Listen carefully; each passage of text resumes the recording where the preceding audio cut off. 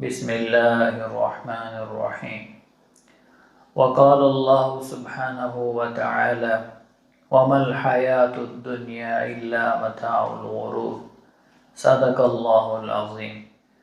میرے عزیز محترم بھائیوں، بزرگوں اور دوستوں، دنیا کی زندگی کی حقیقت، اس کائنات کی حقیقت اللہ خود بیان فرما رہا ہے۔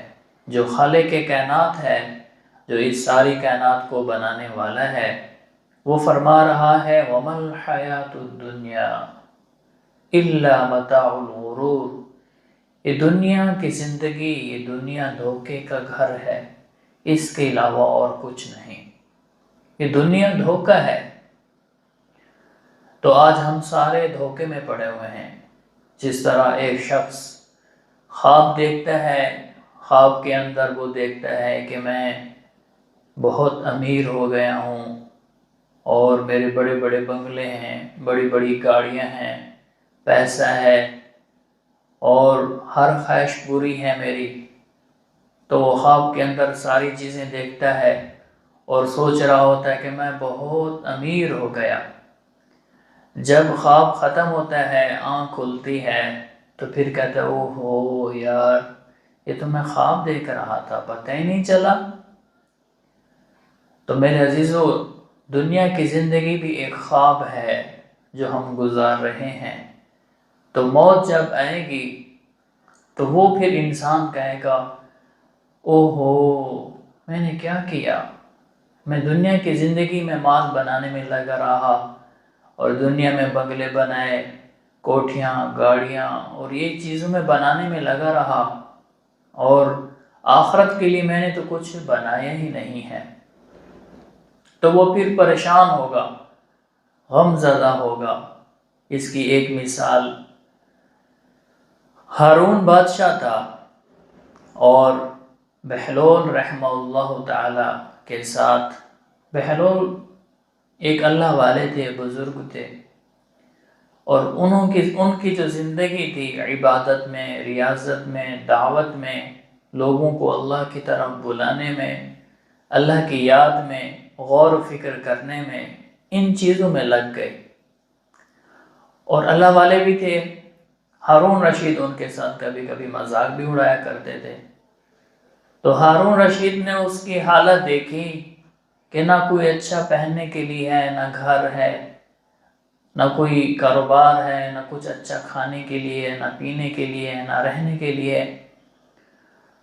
تو دنیاوی لحاظ سے ان کو ان کی ذات پر بڑا ترس آیا اور کہا، اور اپنی ایک لاٹھی بہلول کو دے دی۔ کہا او بہلول، تجھ سے بڑا کوئی بیوقوف ہے؟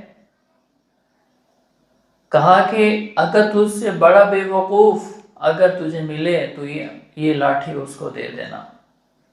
بادشاہ کا کہنے کا مطلب یہ تھا کہ تجھ سے بڑا بیوقوف کوئی نہیں ہے۔ بہلول نے وہ لاٹھی لے لی اور چلا گیا۔ دن گزرتے گئے تو پھر ایک دفعہ خلیفہ ہارون رشید بیمار ہوا، بہت زیادہ بیمار ہوا۔ بیماری کی وجہ سے موت قریب آ گئی۔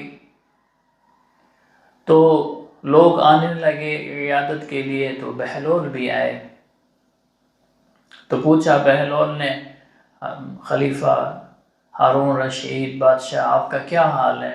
کہا کہ اس دنیا سے جا رہا ہوں، بس موت کا انتظار ہے۔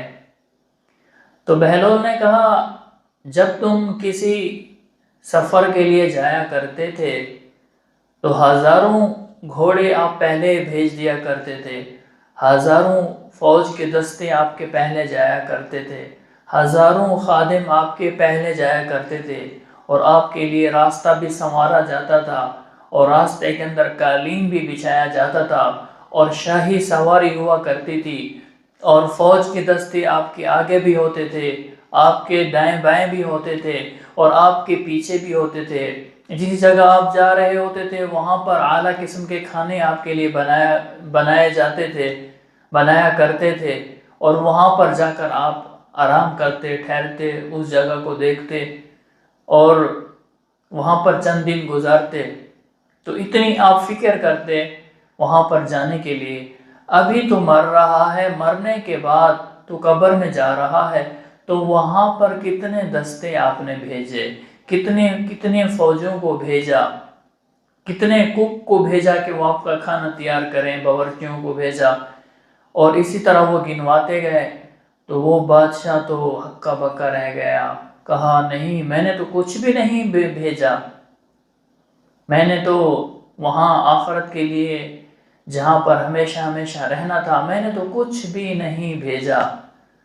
تو وہ بہلول رحمہ اللہ تعالی ہنس پڑے اور لاٹھی جو ان کو دی تھی انہوں نے ان کو دے دی. کہا کہ مجھے تجھ سے زیادہ بے وقوف آج تک نہیں ملا، مجھے تجھ سے زیادہ بے وقوف آج تک نہیں ملا کہ تمہارے پاس سب کچھ تھا لیکن پھر بھی تم نے اپنی آخرت کی تیاری کے لیے کچھ نہیں بھیجا، مجھے تجھ سے بڑا بے وقوف نہیں ملا. تو وہ رونے لگ گئے، کہا ہاں مجھ سے بڑا بے وقوف کوئی نہیں ہے جو دنیا کی نعمتوں میں تو پڑے رہے لیکن آخرت کی نعمتوں کو بھولا بیٹھا. تو میرے عزیزو، دنیا کی زندگی ایک دھوکے کا گھر ہے، مچھر کا پر ہے، مکڑی کا جالا ہے. ہم سب نے اس دنیا سے جانا ہے. جس طرح ہم خواب میں چل رہے ہیں، تو جب یہ ظاہری آنکھیں بند ہوں گی اور روحانی آنکھیں شروع ہوں گی، پھر ہمیں پتہ چلے گا اوہو ہم نے کیا کر دیا، ہم نے اپنا کتنا نقصان کر دیا. پھر ہم پچھتائیں گے، پھر کچھ نہیں ہوگا. ایک دوسرا واقعہ عرض کرتا ہوں. ایک بنو امیہ کا ایک شخص تھا، اس کا نام موسیٰ بن محمد ہاشمی تھا، اور یہ بہت مالدار تھا، اور اس کی سالانہ آمدنی 1,81,80,80,00,000 اس کی آمدنی تھی. 1,81,80,00,000 سالانہ اس کی آمدنی تھی. اور انہوں نے اپنا ایک محل بنایا ہوا تھا، بہت عالی شان محل تھا، اور اس محل کے اندر ایک قبہ بنایا ہوا تھا چاندی کا، ہاتھی کے دانتوں کا ایک قبہ تھا، اور اس کے اوپر سونے سے ملمع کیا ہوا تھا، سونے کے پانی سے، اور اس کے اوپر اس کا تخت بچھا ہوتا تھا، اور بڑی عیش و عشرت کے اندر رہتا تھا، اور بہت ہی حسین و جمیل تھا. جو بھی لوگ اس کو دیکھتے اتنا حسن و جمال تھا کہ لوگ اشک اشک کر کے کہہ اٹھتے سبحان اللہ، کتنا خوبصورت اللہ نے اس کو بنایا ہے. اس کا چہرہ بھی چاند سے زیادہ خوبصورت تھا، بہت حسین و جمیل تھے، اور اعلیٰ قسم کے لباس پہنتے، اعلیٰ قسم کی خوشبوئیں استعمال کرتے، اعلیٰ قسم کے کھانے کھاتے، اور کتنے خادم غلام اس کی نوکری کے لیے کھڑے ہوتے، وہ اشارہ کرتے، اور لونڈیاں ہر وقت کھڑی رہتی، اشارہ کرتے تو وہ گانا بجانا شروع کر دیتی، جب وہ گانے سے تھک جاتے پھر اشارہ کرتے وہ گانا بند کر دیتی. اور اسی طرح دن رات اللہ کی نافرمانی میں اس کے گزر رہے تھے. گزرتے گزرتے 27 سال ہو گئے. ایک دفعہ رات کو شراب میں مست تھا، اور لونڈیاں ان کی لڑکیاں ان کے ساتھ گانا ان کا سن رہا تھا. تو اچانک ایک جگہ سے ایک قرآن کی آواز کو سنا. قرآن کی آواز کو سننے کے بعد اور اس کی آواز کی طرف لپکا اور جھانک کر دیکھا کہ ایسی غمگین آواز قرآن کی جو دلوں پر پیوست ہو رہی ہے. اپنے خادموں کو کہا گانا بند کرو، لونڈیوں نے گانا بند کیا، اور پھر اپنے غلاموں کو کہا جاؤ اس شخص کو لے کر آؤ. وہ گئے، دیکھا کہ ایک کمزور شخص، پراگندہ بال اور عام لباس کے اندر پیٹ اور کمر آپس میں ملی ہوئی، اتنا کمزور سوکھا چہرہ، اور وہ اللہ کے سامنے کھڑا ہوا ہے مسجد کے اندر، اور قرآن پڑھ رہا ہے، اور اللہ کو یاد کر رہا ہے، جنت کو یاد کر رہا ہے، جہنم کا خوف اس کے دل کے اندر ہے. تو ان کی فوج نے ان کو پکڑا اور پکڑ کر ان کے پاس لے کر گئے. تو پوچھا کون ہے یہ؟ کہا کہ یہی وہ شخص ہے جو قرآن پڑھ رہا تھا، آپ نے کہا تھا اس کو لے کر آؤ۔ تو انہوں نے کہا کہ تم کیا پڑھ رہے تھے؟ کہا میں قرآن پڑھ رہا تھا۔ کہا کہ وہ قرآن ہمیں بھی سناؤ۔ تو اس نے پڑھنا شروع کیا، علی الارائک ینظرون تعرف فی وجوہہم نظرۃ النعیم یسقون من رحیق مختوم ختامہ مسک وفی ذلک فلیتنافس المتنافسون ومزاجہ من تسنیم عینا یشرب بها المقربون۔ جب یہ آیتیں پڑھیں پھر ان کا ترجمہ کیا، ان کی تفسیر کی اور جنت کے تذکرہ کیا اور کہا کہ جنت کے اندر یہ تو کیا کس چیزوں کے اندر پڑا ہوا ہے؟ یہ دنیا کا محل ایک دن خالی ہو جائے گا، ایک دن تجھے بھی موت آ جائے گی، اور ایک دن یہ تیرا قبہ بھی ختم ہو جائے گا، اور یہ تو ایک دن بوڑھا بھی ہو جائے گا، اور جنت کی جو چیزیں ہیں، نعمتیں ہیں، وہاں پر ایسی جوانی ہوگی کہ بڑھاپا نہیں ہوگا، ایسی زندگی ہوگی موت نہیں ہوگی، شراب کی نہریں ہوں گی، دودھ کی نہریں ہوں گی، تسنیم پانی کی نہریں ہوں گی، اور ہر قسم کی حوریں، اور اتنی حسین و جمیل ہوگی اگر وہ تھوک سمندر میں ڈالے ساتوں سمندر کو شہد سے زیادہ میٹھا کر دے، اگر اپنے انگل کا ایک پورا سورج کو دکھا دے وہ بے نور ہو جائے۔ اللہ نے ایسی جنت کی حوریں بنائی، اللہ اپنا دیدار کرائے گا۔ اسی طرح اس کو جنت کے واقعات سنائے، اور اس کے بعد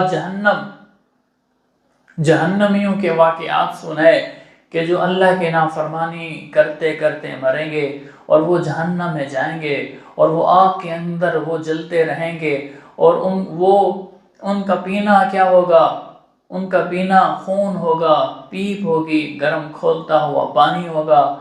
جب وہ پئیں گے تو آنتڑیاں بھی نیچے سے نکل آئیں گی، ایسا عذاب ہوگا۔ تو کہاں پڑا ہوا ہے؟ جب اس نے دعوت کو سنا پھر رونے لگا، پھر کہتا ہے میں یار توبہ کرتا ہوں۔ پھر اس نے توبہ کی اور ساری رات اس سے باتیں کرتا رہا، اور وہ شخص اس کو دعوت دیتا رہا، اور جب وہ صبح ہوئی تو سارے جو لونڈیاں تھیں ان کو آزاد کر دیا، جو غلام تھے ان کو آزاد کر دیا، جو سونا چاندی اس کے پاس تھا وہ سارا اللہ کے راستے میں خرچ کر دیا، وہ محل بھی اللہ کے راستے میں خرچ کر دیا، اور اپنے جو اعلیٰ قسم کے لباس تھے وہ بھی اتار دیے، اور عام سا لباس پہن کر مسجد میں بیٹھ گیا، اور دن کو وہ روزہ رکھتا، راتوں کو وہ قیام کرتا، نفلیں پڑھتا، نماز پڑھتا، اللہ کے سامنے روتا، اور اللہ کا ولی بن گیا۔ اتنا روتا اتنا روتا اتنا روتا کہ اس کی کوئی حد نہیں، حتیٰ کہ ولی اللہ، اولیاء کرام، بڑے بڑے نیک لوگ، متقی، پرہیزگار، صالح لوگ اس کی زیارت کو آتے تھے، اس کی زیارت کرتے تھے، اور انہوں نے جو کھانا اپنا کر دیا، جو کی سوکھی روٹی پانی کے ساتھ بھگو کر کھانا شروع کر دیا، اور اپنے آپ کو اتنی مشقت میں ڈالا، لوگ اس کو کہتے کہ تیری جان کا بھی تجھ پر حق ہے، تو ذرا تو اپنا خیال کر۔ وہ کہتا نہیں، میں نے اپنی جوانی برباد کر دی ہے، اب مجھے افسوس ہوتا ہے کہ میں کیا کروں، مجھ سے اللہ راضی ہو جائے ورنہ میرا کیا بنے گا۔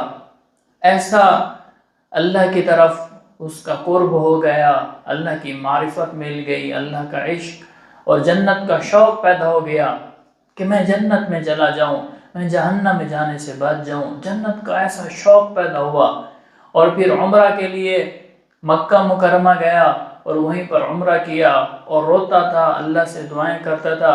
اسی حالت کے اندر ان کا انتقال ہو گیا اور وہ اللہ کے پاس چلا گیا۔ تو میرے عزیزو، اس شخص نے توبہ کر کے اپنی دنیا بھی بنا لی، آخرت بھی بنا لی۔ اگر ہم نے توبہ نہ کی تو ہماری دنیا بھی برباد ہو جائے گی، آخرت بھی برباد ہو جائے گی۔ تو اللہ کا مہمان خانہ وہ جنت ہے۔ اللہ پاک جو جنتی کو جنت دیں گے، جیسے ایک دنیا کا بادشاہ بھی اس کی کوئی حیثیت ہی نہیں ہے، جو اللہ اس کو پروٹوکول دیں گے، جو عام ادنا سے ادنا جنتی ہوگا 10 لاکھ اس کے خادم ہوں گے۔ اللہ اکبر، جب وہ کسی جگہ جانے لگے گا تو اس کے لیے سرخ یاقوت کا گھوڑا لایا جائے گا اور اس کے پر سونے کے ہوں گے، اور وہ جب کہیں کسی دوست سے ملنے کے لیے جائے گا تو 10 لاکھ خادم اس کے ساتھ ہوں گے دائیں بائیں طرف اس کی خدمت کے لیے، اور جنت میں اس کی خدمت کے لیے 10 لاکھ نوکر اللہ پاک اس کو عطا کریں گے۔ سبحان اللہ، کیا پروٹوکول ہوگا! اور اس سے بڑا پروٹوکول اللہ سبحانہ و تعالیٰ فرشتوں کو بھیجیں گے کہ میں اپنے بندے کو کوئی چیز گفٹ دینا چاہتا ہوں، مثلا کوئی گفٹ دیں گے، وہ فرشتے لے کر آئیں گے تو وہ ایسے نہیں آئیں گے جس طرح ایک دنیا کا بادشاہ ہوتا ہے تو وہ کیا کرتا ہے، اس کو ملنے کے لیے کیا کرنا پڑتا ہے، اجازت لینی پڑتی ہے۔ بعض تو ایسے مغرور مالدار ہوتے ہیں، پیسے والے ہوتے ہیں کہ ان سے ملنے کے لیے جائیں تو وہ بات ہی نہیں سنتے، وہ کہتے ہیں جاؤ جاؤ چلے جاؤ۔ ہمارے جماعت والے امیروں سے بھی جا کر ملتے ہیں اور کوئی بڑا عہدیدار ہو اس سے بھی جا کر ملتے ہیں، تو جب ان کو جا کر ملتے ہیں تو وہ کہتے ہیں نہیں نہیں چلو ان کو دفع کرو۔ یہ دنیا کا تکبر، مال کا غرور ہے کہ کوئی دین کی نسبت سے ملنے کے لیے آیا ہے، کوئی عالم دین آیا ہے، کوئی دین کے داعی اللہ کا پیغام لے کر آئے ہیں تو ان سے کہتے ہیں ان کو دفع کرو، ہم نہیں ملتے، ان کو واپس کر دیتے ہیں۔ تو جنتی جو ہوگا اللہ کی طرف سے کوئی قاصد آئے گا اور وہ جنت کے دروازے پر پہنچے گا اور کہے گا اللہ کی طرف سے گفٹ ہے تو میں جنتی کو ملنا چاہتا ہوں۔ وہ جو جنتی کا جو دروازے کے اوپر کھڑا ہوگا خادم، وہ دوسرے خادم کو پیغام دے گا، دوسرا تیسرے کو، اسی طرح کرتے کرتے وہ بات جنتی تک پہنچے گی، جنتی اس کو اجازت دے گا، پھر یہ اس کی اجازت سے اندر داخل ہوگا، ایسے داخل نہیں ہوگا۔ اللہ اکبر، کیا بات ہے، کیسا پروٹوکول ہے! اللہ کا قاصد ہے لیکن وہ بھی اجازت لے کر جنت کے اندر اور ملاقات کرے گا اس شخص سے، جنتی سے، بغیر اجازت کے ملاقات نہیں کر پائے گا۔ اللہ پاک ایسی بادشاہت عطا فرمائیں گے جنتی کو، اور اس کی جنت میں سے ایک دروازہ نکلے گا، اس کا نام ہوگا دار السلام۔ وہ دروازہ اللہ کی طرف جاتا ہوگا اور جنتی جب چاہے گا اللہ سے مل سکے گا اور اس کو اجازت لینے کی ضرورت ہی نہیں پڑے گی۔ سبحان اللہ، اللہ اکبر، کیا بات ہے! کیا وہ جنت ہے، کیا وہ جنت کے مزے ہیں! فرشتے اجازت لے کر آئیں گے۔ اور جنت کی زمین کیا ہے؟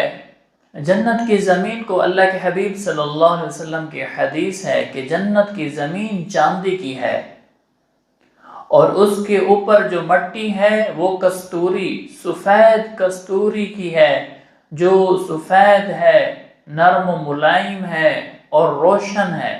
سبحان اللہ۔ اور اس کے اوپر گھاس ہو تو مزہ آتا ہے، جس طرح ہم کہتے ہیں نا کہ گھاس سبزہ ہو تو مزہ آتا ہے، وہاں کا سبزہ، وہاں کا گراسی پلاٹ کیا ہوگا؟ وہ زعفران کا ہوگا۔ سبحان اللہ، زعفران کا، کتنی زعفران مہنگی ہے، اور وہ جنت کی زعفران اور وہ جنت کی کستوری اور وہ جنت کی زمین چاندی کی۔ سبحان اللہ، کیا وہ رنگ روپ ہوگا، کیسی وہ جنت ہوگی! سبحان اللہ۔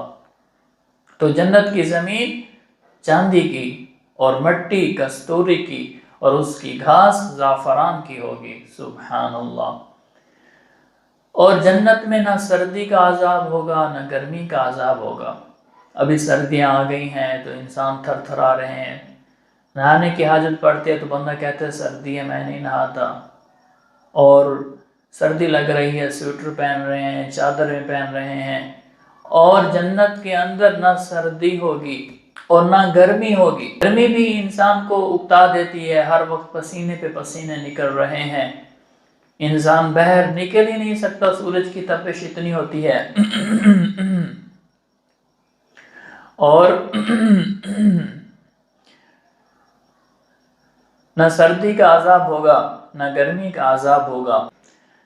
تو میرے عزیزوں، جنت کے اندر نہ سردی کا عذاب ہوگا، نہ گرمی کا عذاب ہوگا، نہ سردی کی تکلیف ہوگی، نہ گرمی کی تکلیف ہوگی، نہ دن رات کا اسی طرح ہوگا، نہ دن ہوگا نہ رات ہوگا۔ اللہ کی طرف سے پردے ڈالے جائیں گے، رات کے اوقات کے اندر تو محسوس ہو جائے گا کہ اب رات ہو چکی ہے، وہ پردے کھینچ لیے جائیں گے تو محسوس ہو جائے گا کہ دن آ گیا ہے۔ تو دن کا بھی مزہ ہوگا، رات کا بھی مزہ ہوگا، لیکن دن رات اس طرح نہیں ہوگا۔ سبحان اللہ۔ اور ایک اور حدیث، اللہ کے حبیب صلی اللہ علیہ وسلم نے فرمایا کہ یہ جو جنت اللہ نے بنائی ہے، اللہ پاک نے اس کا رنگ سفید بنایا ہے۔ سبحان اللہ۔ جنت کا رنگ سفید ہے، اس لیے آپ صلی اللہ علیہ وسلم نے فرمایا کہ سفید لباس پہنو۔ سفید جنت کا رنگ ہے، فرمایا فرشتوں کا لباس ہے، فرمایا کہ اپنے مردے کو بھی سفید لباس پہناؤ۔ تو میرے عزیزو، یہ اللہ تعالیٰ کی جنت کی نعمتیں ہوں گی، یہ اللہ تعالیٰ کے انعامات ہوں گے۔ تو اللہ سبحانہ وتعالی ہم سب کو جنت الفردوس میں اعلیٰ مقام عطا فرمائے اور ہم سب کو جہنم کے عذاب سے بچائے۔